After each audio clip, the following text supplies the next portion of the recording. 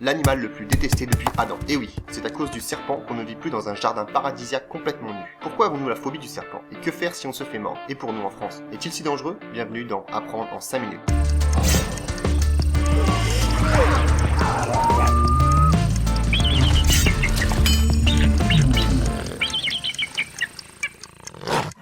Le serpent fait partie de la famille des reptiles. Les reptiles modernes comprennent les testudines, c'est-à-dire toutes les espèces de tortues, et rhinchocéphales. Il ne sont aujourd'hui plus que 2 espèces encore en vie endémiques de la Nouvelle-Zélande. Il s'agit de sortes d'iguanes possédant un 3e œil. Les crocodiliens, ce sont les crocodiles, alligators, caïmans et gavials. Et enfin les squamates, lézards, iguanes, caméléons et les serpents. Les serpents n'ont donc pas de pattes, mais ce ne sont pas les seuls. Par exemple, les orvées sont des lézards sans pattes complètement inoffensifs. Sur près de 3000 espèces de serpents connues dans le monde, environ 450 sont considérées comme dangereuses pour l'homme. Leur taille peut varier d'une dizaine de centimètres pour les serpents aveugles, à plus de 10 mètres pour le python réticulé ou plus de 250 kg pour l'anaconda vert. Depuis toujours, l'homme a une peur féroce de cet animal. Cela pourrait être inné, une crainte transmise depuis la nuit des temps pour nous prévenir du danger. Au Moyen-Âge, certains condamnés à mort étaient jetés dans des fosses pleines de serpents. Les personnes décédées des multiples morsures venimeuses après une lente agonie. Les morts par envenimation, c'est-à-dire une morsure avec du venin, sont difficiles à établir. Surtout quand les lieux les plus à risque comme l'Afrique ou l'Asie ne reportent pas forcément les morsures de serpents. Les estimations vont entre 1 à 5 millions de morsures avec 500 000 à 2 millions d'envenimations, pour environ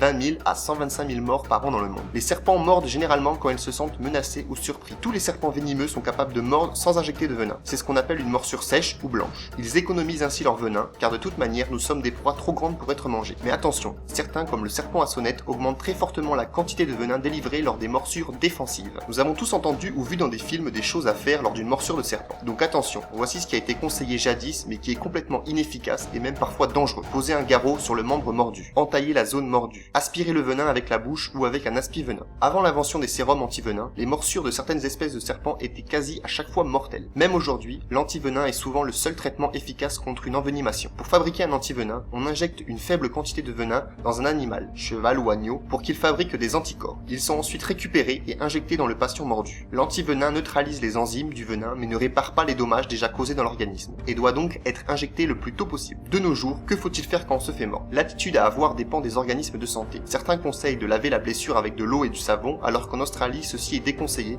afin d'identifier la morsure de serpent. Voici les quelques points où tout le monde semble à peu près d'accord. Protéger la personne d'une autre morsure. Essayez de connaître l'espèce de serpent qui a mordu la victime, mais sans prendre de risque. Calmer la personne, car sinon sa circulation sanguine va s'intensifier et disperser encore plus le venin. Prévenir les secours. Positionner si possible la morsure plus bas que le cœur pour diminuer le volume de sang contaminé retournant vers le cœur. Ne rien donner à manger ou à boire. Enlever les objets ou vêtements qui pourraient comprimer la victime. Immobiliser la victime. Faites attention aux serpents qui semblent être morts. Ils peuvent ne pas l'être parfois. Et même si la tête d'un serpent est coupée, elle peut mordre par réflexe et causer des blessures aussi graves qu'un serpent vivant. Sinon, enterrez la tête du serpent dans le sol. Voici quelques-uns des serpents les plus dangereux. Le boomslang. Son venin empêche la coagulation du sang et les symptômes sont maux de tête, nausées, somnolence et troubles mentaux. Le venin est lent à agir. Cela donne le temps de se procurer le sérum, mais cela peut également conduire les victimes à sous-estimer la morsure. Juste avant de mourir, la victime va perdre du sang par tous les orifices de son corps. Il reste quand même un serpent très craintif. Les cobras. Leur venin est un puissant neurotoxique qui agit sur le système nerveux, qui provoque la paralysie et parfois la nécrose des tissus. Certains cobras, dits cracheurs, peuvent projeter du venin sur leur victime jusqu'à 3 mètres de manière très précise. La peau touchée peut être irritée et une violente sensation de brûlure aux yeux est ressentie, entraînant une cécité temporaire. Seul le cobra cracheur à cou noir semble pouvoir rendre aveugle à vie. Le cobra royal est le plus grand serpent venimeux du monde. Il peut atteindre jusqu'à plus de 5 mètres. Le mamba noir peut vivre jusqu'à 20 ans. Selon la quantité de venin injecté, il pourrait tuer entre 12 et 40 hommes qui succombent entre 10 à 20 minutes après la morsure. Le taipan du désert. La puissance de son venin neurotoxique et sa rapidité d'action en font le serpent terrestre le plus venimeux du monde. Son venin est 100 fois plus toxique que celui du crotal diamantin et 25 fois plus que celui du cobra. Une dose de son venin peut tuer 100 hommes adultes. Avant 1955, l'année d'apparition du premier antidote, une morsure de taipan était synonyme de mort. Il n'est cependant pas agressif envers l'homme et ne l'attaque que s'il se sent menacé. Par contre, il peut mordre à plusieurs reprises. Le serpent de Belcher. Assez craintif et peu agressif, seul un quart de ses morsures contient du venin. Son venin est un puissant neurotoxique qui pourrait tuer environ 1000 personnes. Si un antivenin n'est pas prodigué dans les 30 minutes, la mort est quasi certaine. En France, nous avons que très peu de serpents. Seule la vipère aspic peut être dangereuse. On peut la confondre avec les différentes espèces de couleuvres. Les vipères aspic ont une pupille fendue verticalement alors que celle des couleuvres est toujours ronde. On peut voir nager la tête hors de l'eau de la couleuvre vipérine qui ressemble beaucoup à une vipère, mais qui est parfaitement inoffensive. En cas de morsure, allongez-vous, restez calme et appelez le 15 en France. Le venin des serpents est de plus en plus utilisé en médecine. Il a déjà permis la confection de médicaments contre les angines de poitrine,